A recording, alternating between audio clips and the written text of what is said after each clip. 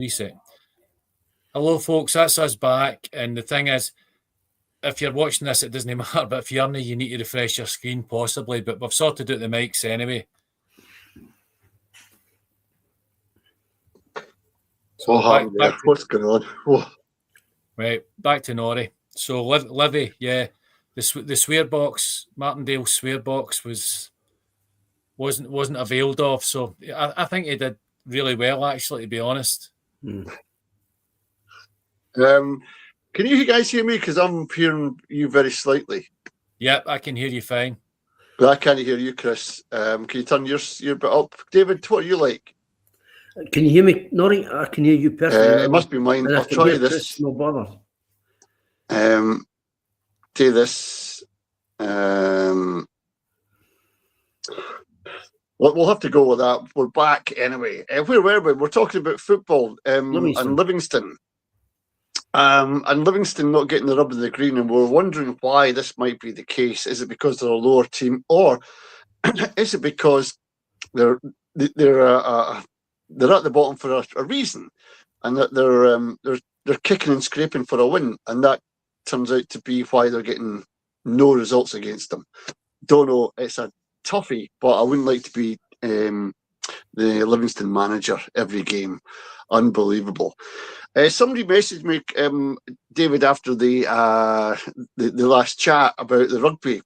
Somebody's listening and says, by the way, there's two players leaving Glasgow. Adam Hastings, and Hugh. What's Hugh's second name? Anyway, two of them are leaving. And the Glasgow fans are a bit upset because this is a cracking team. They've got a lot to go for, but rugby life, I've got to say, is a short life, and you've got to make the money wherever you can. Hastings is a bit of a mercenary anyway, but Hugh Jones has been at Glasgow for a long time, and you can imagine that he'd maybe want to change. Hot weather, rugby, quite good in France.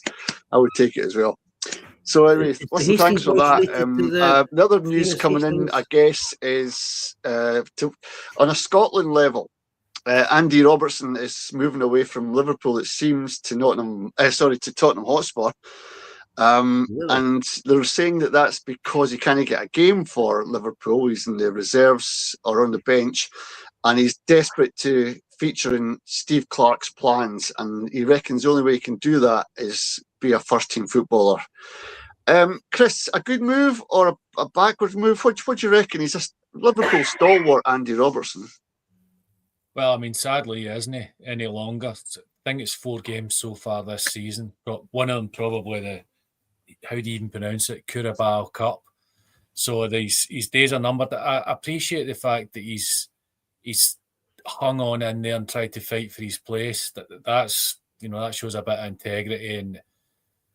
But I don't think the manager fancies him. So I mean, he'll not have his troubles to seek it at Spurs, but in a lot of ways there'll be plenty of pressure there, given what Spurs are up to at the moment. So I mean, he doesn't have to be playing, but I think it'll really help his chances if he is. And we don't want to be going there with 3 or 4 guys in the squad, that there's 3 or 4 guys in the team that aren't playing regular.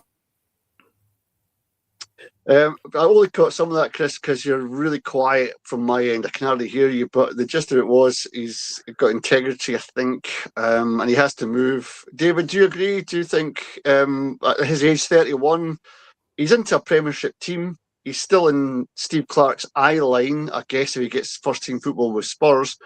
Do you think this would be a good move for him? I don't think so. I'm surprised to hear that, and I'll tell you why. Because I was convinced he was Celtic bound until they re-signed Tierney, and that probably shut that off. But if he's going to Spurs, he could sign, and their manager could get the bullet in 2 weeks' time, and then where is he then? But I would imagine he'll be going, if Scotland are going to the World Cup. I think he'll be going, yeah. I've got to say, guys, I'm struggling to hear any of this. I've turned all the knobs in my end here, but I can hardly hear the pair of you. You can hear me all right? Yes. I can hear you fine. I mean, I suppose as Meatloaf would say, 2 out of 3 ain't bad. I can kick you at the studio and then put you back in. See if that helps. No, we'll just go. But if I'm really struggling badly here too, is and I don't know what that is. There's some great football on this week. Got to mention that. And there was some great football last week as well. It keeps going and going. The games are really good. I was watching some of the matches. Aberdeen, apart from Aberdeen, who are still dreadful to watch, Chris, really awful. Even with the manager gone, the new manager, the stand-in, cannot get them playing. We need a manager. We need one quick, don't we? I mean, it's blatant. I mean, I've never seen this before in my life, but when you saw Devlin doing a diving header in his own box, then Leighton Clarkson's having pot shots at Mitov, you're just thinking, what is going on here? And the actual goal itself was just a scrappy ball over the line thing. I mean, I think,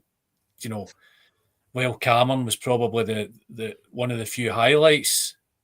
It's not looking good, but at this stage of the season, just getting through to the next round, because it as everybody always says, that the last game's very, very quickly forgotten about. But I believe Carlson's on his way. Yeah, he is. That's a fact. Yeah, he is.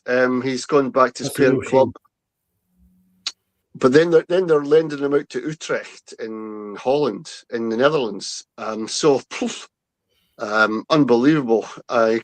Aberdeen, I don't know what they're doing, but they need a manager fast. And they say they've got. This is the way the managerial merry-go-round goes, David. They've got about, I don't know, he reckons 50, 60 candidates, but out of them all, he's got about 20 that are suitable for a club like Aberdeen. What the suitability content is, I have no idea. But we'll have to wait and see. But Aberdeen, absolutely terrible. Have you seen who's fourth favourite with the bookies? It's not Aberdeen, surely. Your fourth favourite bookies, Aberdeen, is John McGlynn. Yes, but will John McGlynn take it? He's got a comfy position. And that's not such a daft idea as it sounds, in my opinion. I know, but Stephen Robinson's in there as well, and I always think, nah. And the Motherwell manager, Chris, is in there too. But would they move to Aberdeen? It's a tough gig. They're expected to be the third biggest team in Scotland. Big, tough ask. Tough ask. I mean, at the moment, we don't even know who's going to be the first team in Scotland. So straight away, everything else being equal, you would say, well, best case scenario, even overextending themselves, fourth best team in Scotland this year. I would think. I think Carlson going, actually, to be honest, he was a brilliant player in that, but he wasn't really a team player. Could have been down to the fact that some of the stuff he was trying to pull off just wasn't happening. But I mean, we'll see him playing against Celtic next week. Then I suppose in Europa League. But yeah, there's going to have to be a lot of changes and a big clear out. As I say, Lyle Cameron was probably one of the positives. But I mentioned it before about the Nordic contingent. What is going to happen with that? Is it all going to be broken up, or are these Scandinavians going to go back, or what's going to happen there? There's a lot. For me, John McGlynn would be. I think it'd be a good signing, but whether he's proved what I thought was going to happen, that they would end up fairly high in the league so far. So he's got that momentum there with him, and he's quite a loyal guy. But yeah, the chance to take over Aberdeen or take charge and get some more money. I mean, because Cormac has spent a bit, so I think he'd spend again. So it could be tempting for him, but it'd be a shame for Falkirk if he went. I may be tempting fate here, but if he gets a result tomorrow against Hibs, I think he'll be a shoo-in. Well, but the question is, David, would he want to? I would imagine monetary-wise, why would he not want to? I don't think he'd do much more with his current team because he's done just fantastic. What more can he do? I know. Well, do you know he's still in the cup after beating Hibs. Thank you. And he's going well in the league. What's not to like about that? Exactly. But, stranger things have happened. A lot of people might say, well, he's old school. He's one of these old managers. He's not a modern manager. But look where he's taken Falkirk. Is that a bad thing? Well, it is to some people. Okay, to some people, fair enough. But, I bet Man United would have loved to have Ferguson back in his heyday. Who knows? I don't know if Fergie could have done it if he was 50 years younger. It might be a total game because players are falling over. They're playing for challenges. Yeah, absolutely. He wouldn't stand for that, and he'd lose goals, he'd lose games because he wouldn't want it. And I think it's a different era. Football's changed so much, incredible. Actually, there was one. I don't know if any of you saw the African Cup, the final. Morocco were playing Senegal. Did you see it, Chris? No. All right. It's incredible what happened. It was high stakes. Now, if you had to have seen it to make any kind of qualified judgment on it, here we go. We're in the last minute of extra time in the second half, and the referee doesn't give Senegal a penalty. Or he doesn't give him a goal because somebody pushed into him, very light. 2 minutes later, the ball's up the other end. Morocco, the guy goes down screaming and shouting at a touch on his shoulder. Referee gives a penalty. Right? Martindale, if he'd been managing Senegal, would have been a heart attack. He'd be out of the game, Because even when we watched it, we thought, that referee, he must be fixing this match. That's what we thought watching it. He's just taken a good goal, nothing to stop that goal being stood. Didn't even take it to VAR, But the next one, on the other side, the guy taps him. He held his back of his neck. He threw himself down because he felt the hands on him. There was not enough force in it. There was never a penalty, but the guy was screaming and shouting. The referee went to VAR, had a look at the TV screen, penalty. What happened after that, Chris, was bamboozling. The Senegal team came off the park, went into the changing rooms, even the goalie, so they couldn't take the penalty. And the fans are going mad. The press are going mad. The Moroccans don't know what's happening. The referee has lost complete control. And if it wasn't for Sadio Mane, who went back into the changing room and got them out and says, the whole world's watching this. Get back out there and take it like men. You've got to acknowledge that the referee's blowing his whistle, good or bad, go out. So they all get out. The penalty's getting taken. And what does he do, David? He hits it straight. He's trying to do the funny one, try to hit it down the middle, and he hits it straight softly into the Senegal keeper's arms. What happened after that is even more amazing. The Senegal players didn't even celebrate. So you wonder what is going on here with this football. It seems to be so corrupt, so sad that should happen in the cup final. Tell me if I missed anything out there, David. No, perfect summation. Absolutely spot on. Incredible. I'll never see that again in my life, I'm quite sure. But the thing is, though, where does that leave football? We've got a World Cup coming up, and we've seen Enfant, the head of FIFA, give up a peace prize to Donald Trump, who's now been disgraced all over the world for what's happened in America and Venezuela and Greenland. What a big mistake FIFA made there. So is it time, what I'm saying is it time for football to reinvent itself, get a new formation, get FIFA kicked out, get the SFA kicked out, and get all our associations changed so it's a people's game once again, not a bookies game or a corruption game or a corporate game. It's a people's game, because that was a disgrace. Yes, and they should start in Scotland. Yeah. Well, we said before on this podcast and on the politics stuff I do, who votes for the SFA? Who puts these people in position? I have no idea. Who does? Well, themselves. themselves. Okay, there you go. Aye. Then.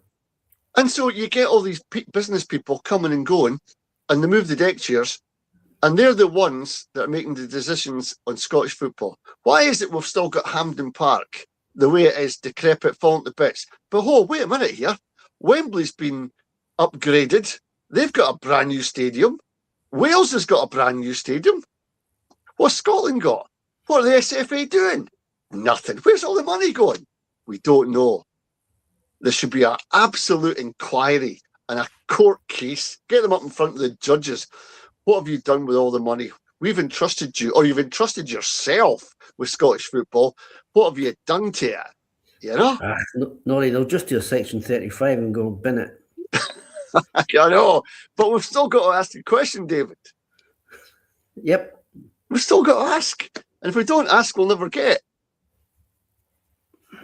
I don't know. Listen, get back to domestic football. Yes. Last week, I mean, I see that African nations. It sounds like every other junior game. In fairness, like, you know. But they're all professionals. High drama. They're all professionals, and it's broadcast worldwide. Yes. Yeah. Junior football isn't broadcast worldwide. No, they don't have the money. But I mean, back to your point about Fergie and all the rest of it, the hairdryer thing. Now, even if he had the gravitas, the same gravitas he had now as he had then, players are very much drama queens in the dressing room as well. He'd end up getting done for hate speech or something like that in the dressing room. He couldn't, wouldn't he? You know, it would be banged up. Aye. Just like he nearly was before he went to Aberdeen. So yeah, it's an era that's sadly. I miss it, to be honest. I really do miss it. And, you know, guys 40 years before me would say the stuff I was watching was powder puff. It's just that's gone, sadly. But, you know, it's a better spectacle, I think. And, that, you know, when the game's actually getting played. But the more you sit through a full game, you're like, yeah, it's an extra 10 minutes. And it's no 10 minutes of extra entertainment, that's for sure. No, it's not. That's one of the reasons why at the start of the programme we were talking about rugby, because it's much more entertaining. These guys take big hits and they get back up again. There was a camera on one player down south. I think he was London Scottish. He dislocated his pinky. It was broke way back. He got the coach on. The coach was pulling it back into position. He was in agony with his finger. Just every day, but he didn't complain, and he got it on. And he says, "Do you want to come off?" He says, "No, I'll carry on." His finger, he couldn't feel his fingers, and he was there. He says, "No, I'll carry on." And the rep, he says, "Do you want some water?" No. The coach came off. He's all right. He's playing on. Rugby guys are just something else, and we can't compare them to football guys, because then it would be boys and girls to be honest. Apart from honourable exceptions, maybe John Suter. You're these big guys that can put their feet about and get tackles done. Grant Hanley. These guys could, you know, mix it a wee bit, but apart from that, it's a different game, football, from what it was 20 years ago. Rugby's got better in terms of skill set and the knocks and what they take. Football's gone the other way, I'm afraid. Yeah, but it's a matter of pride. It's like Gaelic football in Ireland. It's a matter of pride. If somebody hurts you, you just get up and show them that they haven't hurt you. That's what the big kudos is in. But yeah, if that was just how can you con the referee? Aye. Well, the thing about rugby is that people have to remember the rules of rugby were made to stop injury. So if you were on the deck, don't dare handle the ball on the deck, because somebody will stand on you, right? You can have your hand broken, damaged. So as soon as you put your hands on the deck, you'll blow. And play stops, nobody puts their foot in his hand. Likewise, if you've got in the scrum, if it collapses and they're bending down and they're deliberately collapsing it, a free kick against you, don't do that again. You can break somebody's bloody neck, you know? Stop it. And that's safety. All the rules are made for safety. And that's why rugby players will call the referee sir. It's a mark of due respect because he's looking after them. Football referees, they crowd them, they abuse them, they want answers change. They want them to not give things against them. It's a joke. It really is. But if you're wanting football to be a pantomime, well, there you are. You can have it. Yeah. And we were talking, David, about David Martindale not getting the rub of the green. What about an international team going to the World Cup? A wee minnow team not getting the rub of the green. Do you see what I'm saying? It doesn't matter. I like to think that wouldn't happen, but there's probably every chance it will happen. It will happen. Especially in America, and who knows what Trump says this week. But, who knows? I mean, I'm still in two minds whether it's going to go ahead, to be perfectly honest. I think there's so much going on in America that, gee whiz. I don't think it'll go ahead. I think the problem is that Trump is, he's opened his mouth and let his belly rumble, but there's something like 24 countries he's banned trade and entry to America. 2 of them being in Scotland's football group in the World Cup, Morocco and Haiti. So if you kind of get these players in on visas, you can't have a tournament, you can't get football. And people are saying to him, shut up for 5 minutes, will you, Trump? For goodness sake, Can you imagine if you forked out a fortune for tickets on the basis it's going to go ahead, say, a couple of months ago? You must be sitting there thinking, gee whiz, will I get my money back? I'm not too sure you will. No, you won't. No, you won't. Hotels, whatever that legal term is. I don't know. God, I don't know. What a mess. No, I think we need to temper it a wee bit. I mean, we're not even in February yet, so as you're right.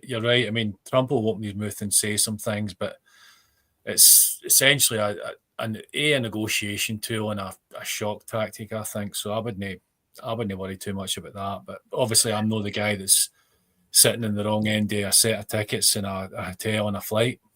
Well, Mark Carney's distancing himself from Trump. He made a speech at the Davos conference. It might be that Canada can't put all the games on. They haven't got the stadium. This is why Americans, they need America. It's got the stadia. But if Trump's there, and who's to say that the guy coming in after him will be exact same? We don't know. If it's JD Vance, you've got a problem as well. He's the same mindset as Trump. You've got a scary place for fans to go.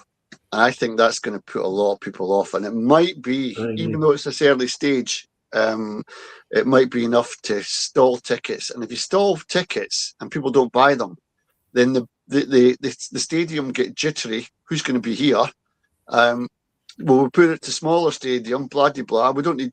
And the hotels are suddenly thinking, well, we've made a loss because we put all these rooms open and now they're not, blah, blah, blah. So there's a lot to work out. Anyway. Play the games in Greenland. Aye. Venezuela. I don't think they've got enough stadium either. Last week, David, what were you thinking, Dunfermline? We put them down for a win against Hibs, but it went the other way. Well, as you know, I predicted, I think, a 3-0 win, and it certainly should have been, but Hibs just didn't turn up. I know. The longer it goes, the same old fear is going to be a last-minute Stramash. But did you see Kieran Brown? He had a chance. He had a chance. I wish I had an answer. No, I don't know. I really don't know. The thing is, he was through on goal, and he absolutely. He should have, as soon as he got the ball, lifted that ball a foot, 2 feet. Exactly. It's a goal, and the game's over. But what do I know? I'm not a footballer. I mean, I don't know. It didn't surprise me. I know.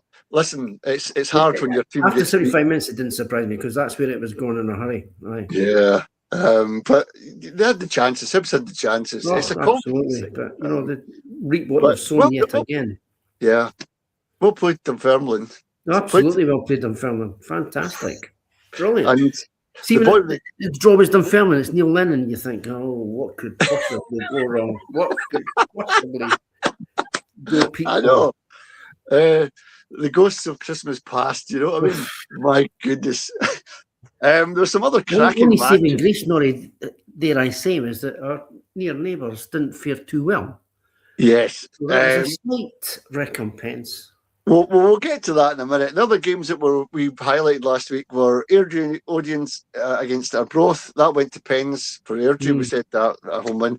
Camelon Juniors against Elgin City. I said Elgin City. I think we all did, actually. They won 3-1. Dundee United got 2 on Ayr United.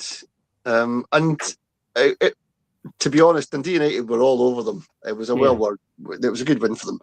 Kelty Hearts against Cove Rangers. Again, it went to pens and Kelty went through. We most of us went for Cove in that one. Oh, the other one, we did get this one right. Kilmarnock Dundee. It goes from bad to worse for Kilmarnock, doesn't it? Sure does. Chris, that was we were thinking a home win. At some point they've got to win, but Dundee turned them over. I know. Yep. Stephen Presley, I don't know what he's been taking, but I don't think it's pet pills, but whatever it is, it's working out. It must just be the quiet. I think it's elderflower water. Well, the thing is, we were doing a program at the start, and we said, "Who's first for the chop?" The managerial chop, and we had him, and now he's turned it right round, and maybe the hair and the glasses and the manner. He sounds to me as if he's just got out of his bed. Do you know what I mean? Aye, well, I don't think he's the next manager to go. I think there'll be more than him goes before him. I think so. But he's doing well. 2-1 to them. Livingston, St Mirren. St Mirren, let me kind of get in and go on their route. Motherwell, Ross County. That was closer than what we thought. 1-0. So Stuart Kettlewell, talking about managers coming back to haunt, 1-0. He's doing miracles at Ross County, this guy. Yes, but as we said last week, he does that at the start and then it kind of drifts away and then he kind of loses the plot and then he gets fired. Yeah. For Ross County's sake, I hope that's not the case this time, but it wouldn't surprise me. The thing is, the manager's job, Chris, at some point you're under pressure. Yeah. It could be 2 games, 3 games, 4 games, and you're really under pressure. So, and then when you get a win, it changes again. Do you know what I mean? Who would be a manager? Oh, I'd get a crack. I would. It would probably, the results would align. Just the symmetry with my predictions would just be unbelievable. Aye, I know. Well, Ross County doing well, just a 1-0 defeat. And I know up here, the Ross County fans were not happy to see Kettlewell back. He had 2 trips away. But it seems like they're coming round to it, like Dundee fans. This guy's winning games for us. And we're playing a better brand of football, which is pleasing them. Who else? Partick Thistle beat Montrose 3-1. Again. The big one, I guess, the big upset was Stenhousemuir beating Morton. Morton had just signed their new manager, Ian Murray, a very talented manager. Got beat 4-0 by Stenhousemuir. Guess who they're managed by? Remember Gary Naismith? Oh, Jambo. Aye, Jambo. Doing well for them as well. Laurie, can I ask, what makes you think Ian Murray's a talented manager? Seriously?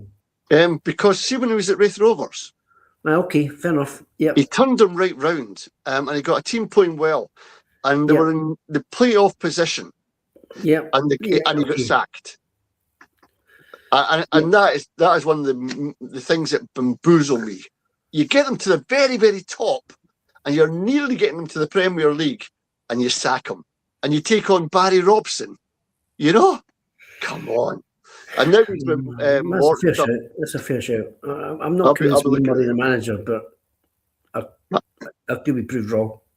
You could be. We'll end up ahead at some point, so I will be proved wrong. The other one was Hearts, Falkirk. I love Falkirk. McGlynn, the magician. I tell you, I almost think, Chris. I said to you last week that's the banana skin. That is the banana skin of the round, without a doubt. But hear me out in this one. I think Hearts threw that game away. The penalties they took were awful.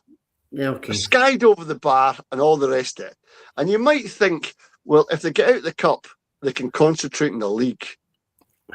You know? Well, I don't know. We'll see come Sunday if that's the case. Aye. But Falkirk, they won that game, but Hearts should really have won it. The chances they had. Of course they should, yeah. And then the next day, what happened after that? Rangers got through, didn't they? They were playing Annan, and that was the day before. Celtic got through. Aberdeen got through. The Auchinleck Talbot game was only 2-0. Celtic. Unbelievable, isn't it? Just 2-0. Well, I mean, they would have got a good decent amount of money playing it at Rugby Park. Like, it was a no-brainer for them. Really get the game played in Ayrshire at Rugby Park in a plastic pitch and take your chances. So fair play to them. They'll be able to buy a couple of players at least or keep them there because of that. Aye. I was seeing some of the interviews after the match, David, and they hadn't had a game because their league shuts down for winter. That's a good idea, isn't it? So they're back after rested, and they all trained like mad because they knew it was Celtic. It was a one-off game, and they trained. Absolutely. And I tell you what, paid off just 2-0. Defended like Trojans. Couldn't get an attacking force going, but you're talking about Celtic, the mega money team in Scotland, you know. So well played, Auchinleck Talbot. Well, Dunfermline, they didn't play in January either. They had postponements. So that must have been fresh legs or whatever. Just they hadn't a game just through games being off. Aye. So, but you know, if you're up against Celtic and it's a one shot, it's your lottery ticket. It's your chance to be on telly as well. Right. Chance to tell your grandkids a story. Fantastic. Yeah, amazing, isn't it? Amazing. So what we've got? We're up to what, 1:45 already. My goodness, time flies when you're doing this podcast. It's the fastest moving podcast I know. What have we got tomorrow? Chris, have you got the games? Have we got? Aye. The list right there, because I know Aberdeen have got Livy. I mean, some of us are hoping for the. There better be a head sooner rather than later. Come on. No. Well, I tell you, I said to last week I thought Aberdeen would win, just to make sure they would win. And it was Jack Milne, the defender, that got the one goal. You know, I mean, oh, my goodness. We've got Livy tomorrow. I feel sorry for Livy, I really do. But I think David Martindale will be thinking, if ever we could get 3 points, it might be tomorrow. New manager, team no firing on all cylinders. Yeah. I wouldn't be surprised, Chris, if Livingston got a result tomorrow. I mean, I'll be honest, if they get another bad decision against them, I think the Benny Hill music will kick in and Martindale will go in the park at this stage. So I mean, I want their luck to return next week, but it's going to be a really funny game. I think there's a couple of Aberdeen players starting to find a wee bit of form. I say, Lyle Cameron just Peter leaving. I think a wee draw. I think a wee draw might be on the cards. I think so. I'm going for a draw because I think there'll be a bit of fight in Livingston. Yeah, it's that kind of thing. I've played in teams, so have you, Chris, where the managers come out and said, "Look, everybody's against us. The world's against us. Let's prove them wrong," you know, and it motivates players to go out and do a bit more, just to prove it. They've not got a big fan base, and I do feel sorry for them. Right now, Aberdeen are in a state of flux, and that's always a dangerous place to be. They're orthodox in their playing. They're static. If Livingston got 3 points, it'd be the only team this year I would have thought, well done, I can accept that. Do you know what I mean? Because they're as bad as we are. But it's Aberdeen. I'm going to draw, Chris. Right. No, I'm going for a win. I mean, the way I see it is that they shouldn't take this, but they obviously know there's going to be a new guy coming in. Could be McGlynn. That rhymes. So they're, a bit more onus on them to actually really strive to get a result. So I'll go for a wee bit of another Jack Milne scrappy goal, and Yeah, I'm going to score and 1-0. draw just. Aye, I'll go a 1-0. What about you, David? Scoring draw just. Yeah, I'm going that as well. I think Aberdeen are loose at the back. I don't think they've got a settled team. I think it'll take Leven a long time to figure out what is his best team, because lost Carlson. And you asked a very good question, Chris. This Scandinavian squad, because there's all kinds of people in there. Are they starting to leave because Jimmy Talline's left? You know, the guy that got them there. And I really hope it would be great if Nisbet started scoring. He's a superb player. He really is. He doesn't get the ammo. He doesn't get the balls played to him, and that's something we've got to work on. Well, I've seen him passing it a few times in the box, and that worries me when a player like Nisbet's doing that. Normally, just gets the laces right through it, regardless of where it's at the corner flag. He'll just shoot. But so, I mean, that's maybe there's a general malaise about the place, but they could shake that off. It's still Aye, that's true, Chris. They can shake that off. We've got Dundee United against St Mirren. Do you know this? I don't know about you guys, but I think St Mirren are in free fall. I honestly think they've won the cup and then there's not much left to play for. The other thing that somebody mentioned to me, a St Mirren fan, was it's getting an old team, you know? Yeah. And I hadn't noticed that.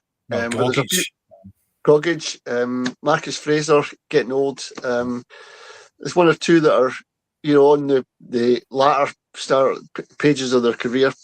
I hadn't noticed that, and maybe there's not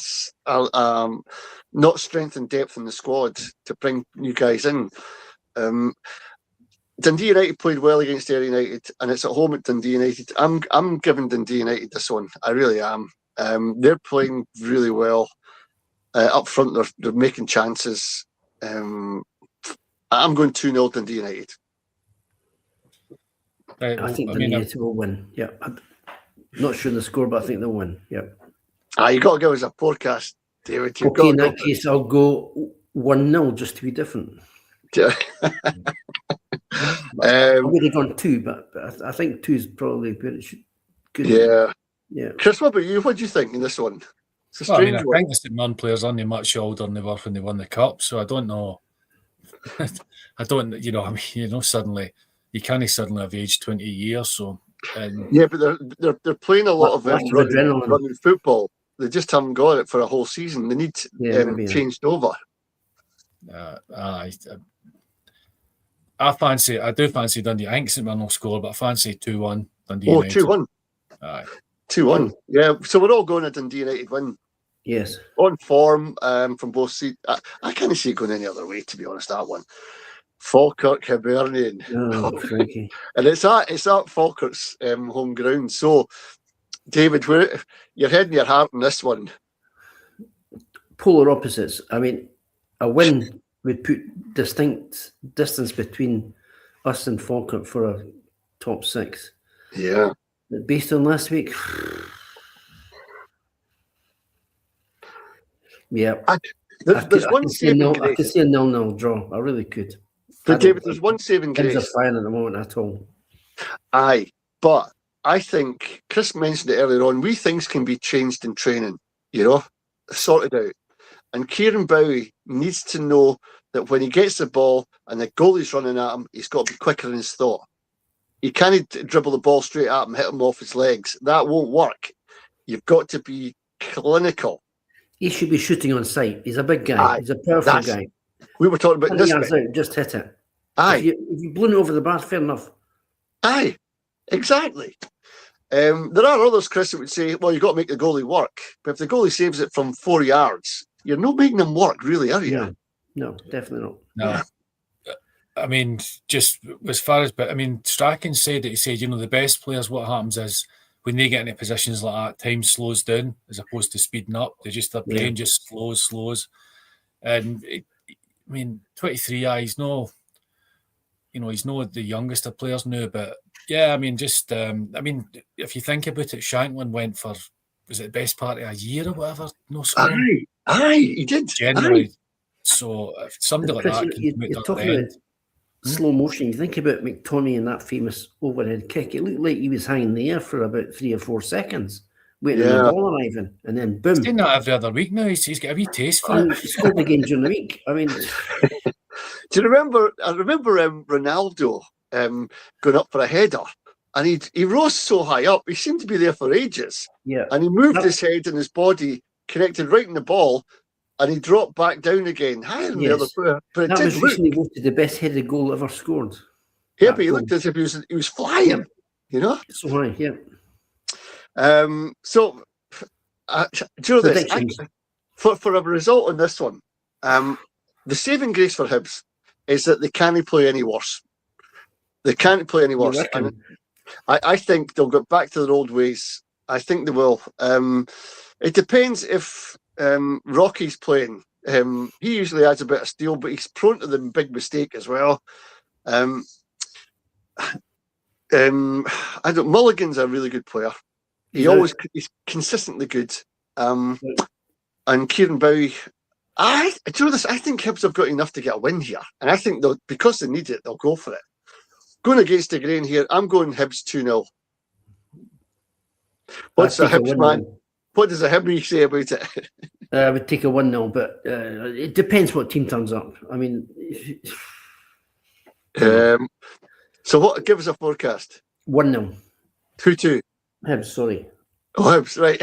Chris, Falkirk, playing good football under John McGlynn. They've got rid of Scott Armfield, good player. He's with Dunfermline now. Still scoring goals, though. Aye. No, I don't know why, but I thought everybody would go for Falkirk, but I'm going for Hibs as well, 2-1. Why? I mean, business, the cliche business end of the season, I think they have to start stringing some consistency now. They did it earlier in the season and just flew straight up the league and stayed there. But the now this is where, guys like Gray earn their corn, really, when things aren't going too well, and you just, it's like a Scottish Cup tie. Nobody will remember it a week after it, so just get the results and forget about all this. Just forget about all the fancy stuff, and just get the result and move on into the next game. So I think Hibs 2-1. 2-1. So we're all going for a Hibs win. We just think the tide's about to turn for them. It has to, and on that basis, we're going for a away win. Falkirk, I'll give a good battle. There'll be a full house there. It always is. Yeah. They've got the fans coming out. There's a couple of things after the forecast I want to talk about as well. We've got time, and it's bringing alcohol back to football, because there's going to be a trial this weekend at some of the grounds. Bringing people can buy a beer. Is it good or bad for the game? I don't know. Motherwell Kilmarnock. It's the players, right? The ref. Motherwell Kilmarnock. This, for me, this is a no-brainer. Just a no-brainer. And we very rarely get these in the Premier League. No-brainers. If Celtic are playing Dunfermline, Livingston, a no-brainer. Do you know what I mean? We'll put it out. This is a no-brainer, isn't it? Isn't it, Chris? Well, I've not got a brain, so I'll have a crack. It should be Yaski's got them purring, I would say. That's the word I'd use. But Bartley Doug's home aside, I don't know. I think there's maybe Auchinleck have left a wee bit of gold dust on the pitch. I'm not sure, but I think it might transfer away to Kelly. I definitely think Kelly's scoring. Yeah, I think it'll be one each. The new management team will scrape a 1-1 draw to try and bring a bit of hope. David, Motherwell firing on all cylinders, a joy to watch, free-flowing football. I would think Motherwell will win, but Chris might be right. I'm going to go 2-1. I think it's to Motherwell. 2-1. I always think, when people are delighted to be playing in a team and they come out and say the first thing, when they're getting interviewed, this is a great team to play in. That's a brilliant sign, because people are wanting to play in that team. Other players, when they get interviewed, just talk about the missed tackle or the missed goal and blah, blah, blah. These guys are talking about being in this team. It's just a well-run and I can't say anything but a Motherwell win. I'm going 3-0. Pour more misery on Neil McCann and Billy Dodds. I know. And then there's games on Sunday, isn't there? Sure is. The big one. Hearts are playing Celtic at Tynecastle, Chris. Can they hold out? Yeah, well, they did it before, but it's obviously Shankland's missing. It's the lethal goal scorer plus the captain, really, that they're going to be missing out on there. So this will be a big test of their mettle. There's no doubt about that. So I don't know. It's really this will be the one that tells you just how serious Hearts are, I think. Yeah. But do you think this could define their season, David, if they win this game? Yeah, if the Hearts win, I'm now starting to look at the inevitable. But I can't see it, but you just never know. A draw would probably be good for the neutral. Rangers will be happy with that. If Celtic can't beat Hearts without Shankland, Devlin, and whomever else is out, then game's a bogey. We've said it before in this podcast that McInnes gets a really good defensive unit, and he's got players that come from the midfield and attack. And see, when the ball's in the box, there's about 5 of them there, just in case it spins off and lands at them. That's how they get their goals. I think he's a far better manager than he gets credit for. I'm telling you. With that in mind, I still don't think Celtic are a really good team, and I don't think Martin O'Neill is the panacea to their ills. That papering over the cracks here a wee bit. This isn't a good Celtic team. They've won a few games, but I think if they do win, it'll be down to people at McGregor or James Forrest coming on, working his magic. They know how to get goals, and if Hearts can be wary of that, they could hold out. I'm going for Hearts to nick it 1-0. I think if they nick a goal, that's it. They'll defend, and Celtic will find it difficult to come back. Hearts 1-0. Chris, what's your score? I think there'll definitely be a bit of a hangover for the Europe last night, and the more games you see, the more you see that Schmeichel's just getting to the cusp of retirement, really, at the top level. The fact that he's losing a bit of fitness, you shouldn't really be carrying any sort of weight as a keeper. Craig Gordon being the prime example.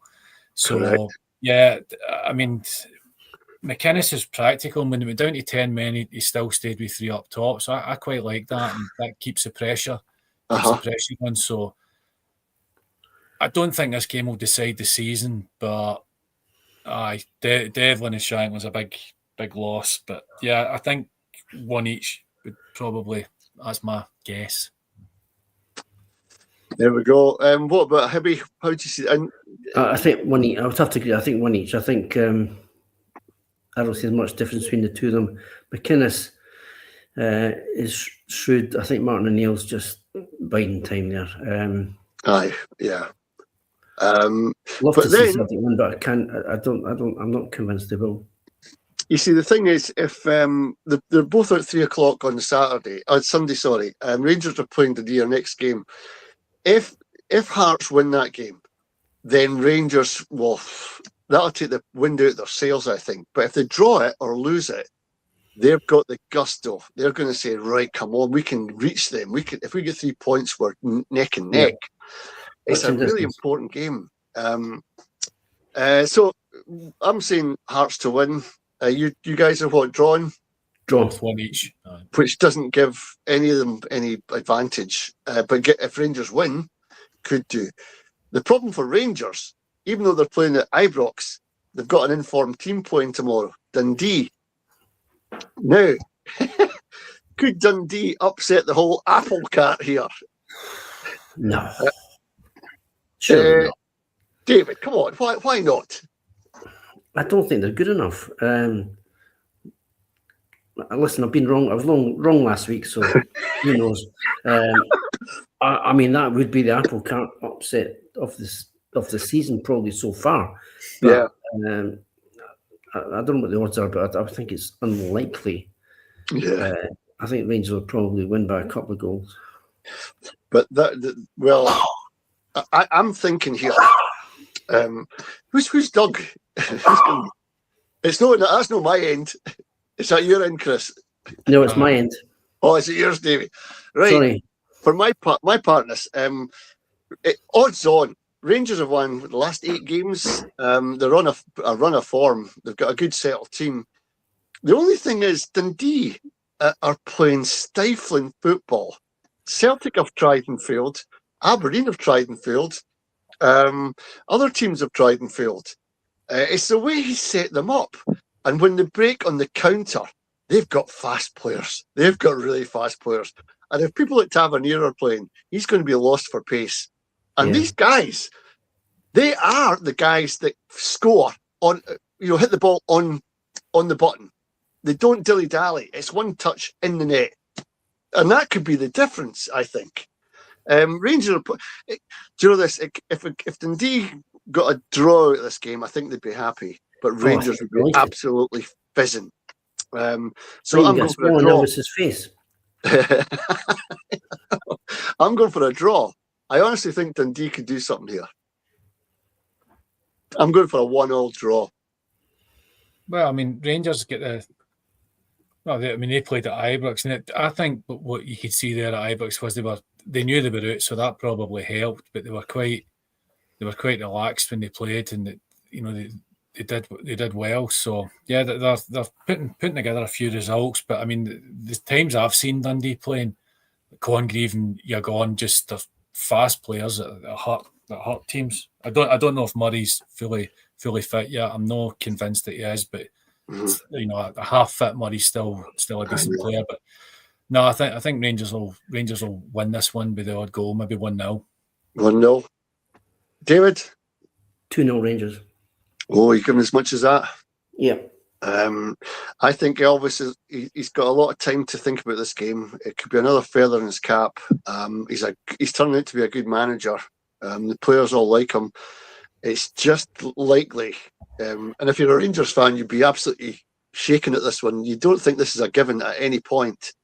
I think it'll be a draw, 1-0. 1-0. Right. And that's talking from my head, no hat or anything like that. I've got no affiliation with Dundee Football Club. The last thing, there's a thing about going round doing the rounds here, bringing alcohol back to football. On the face of it, Chris, a good thing or a bad thing?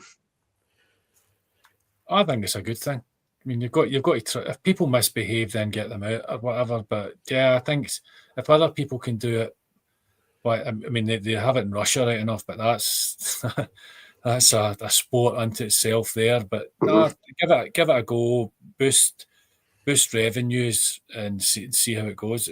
You try something. If it doesn't work, fine. But no, I think it could.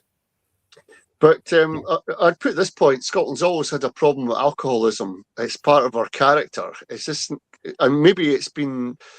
They say whenever a Celtic Rangers game on, domestic violence occurs quite a lot, and alcohol is part of that. Do you think it should be at Celtic Rangers games? I don't think if you're going to have a game, you're going to have every game. I think. Hold on, I'll come to you in a minute, David. Chris, do you think that's a goer? I mean, you shouldn't really discriminate, but I would say they shouldn't start there. But David, I think you were about to say it could end there. If it's good for one, it's good for another. I agree with Trent. You can't discriminate. I mean, no. But the fans are saying, "Oh, it'll be good to have a pint in the ground." What's the difference? The other thing is, there's boys and girls, young boys and girls, go in the stadium. When you hear a drunk guy, and that's what it takes, maybe 2 or 3 pints, and you're topping them up from before you went in, and people are just getting the worse for wear. And it's not going to be a good thing. And you know what I hate most? I hate commentators going, "Oh, have you heard bad language here? I'm sorry for that." They're going to be on overtime when this happens. Yeah, that's true. I don't think it's a good idea. Although, I've got to say, at rugby matches, you can get a pint. No problem. There's not a culture. And the thing is, psychologists will tell you this. When you see the aggro getting taken on at the pitch and you wince back at it and you think, that's you getting your fill of that. But see, football, you get angry at a player going down and you've got the anger in you, no the player. And that's the big difference between football and rugby. And that's why I say keep alcohol well clear of football. Fair point. We've done well without it. If you're wanting to make money, get better pies at Pittodrie for a start. That Pittodrie pie is a disgrace, man. Get better pies. People will buy more pies, you know. Unbelievable. Start injecting them with vodka like they used to do with the oranges. Aye, well, that's Reverend I Am Jolly drinking his gin, giving the sermon. Lovely water. For me, and it's just a personal thing, keep it out. Keep out of football. We don't need it. What's the point? Dull the pain. Dull the pain, but you can just go down to the rugby match instead if you want some quality sport to watch. I'm up here in the Highlands. I've got Highland Rugby Club to go and see. I've got Bewley Shinty Club to go and see. I've got Ross County to go and see. I can mix and match. You know, I'm sure you can wherever you are, and that's what you should do. If the football's not up to scratch, go and see another sport. Go and put your money somewhere else. Yeah. You'll feel the benefit of it.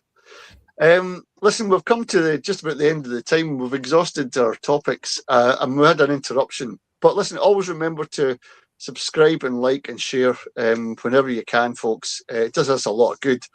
And it gives us a wee bit of a fillip that we know more and more people are watching this kind of content that we're putting out. But got to say cheerio for now. Thanks, David, for joining us again. Thank you for inviting me. Always a pleasure, fella. And Chris, hopefully we'll get the migraine man back. He suffers badly. Glenn does a quiz and he's on usually with us. He's down with migraine. It's not a nice thing to have. It can absolutely cripple you. So haste you back, mate. And hopefully we'll get some other people back on next time.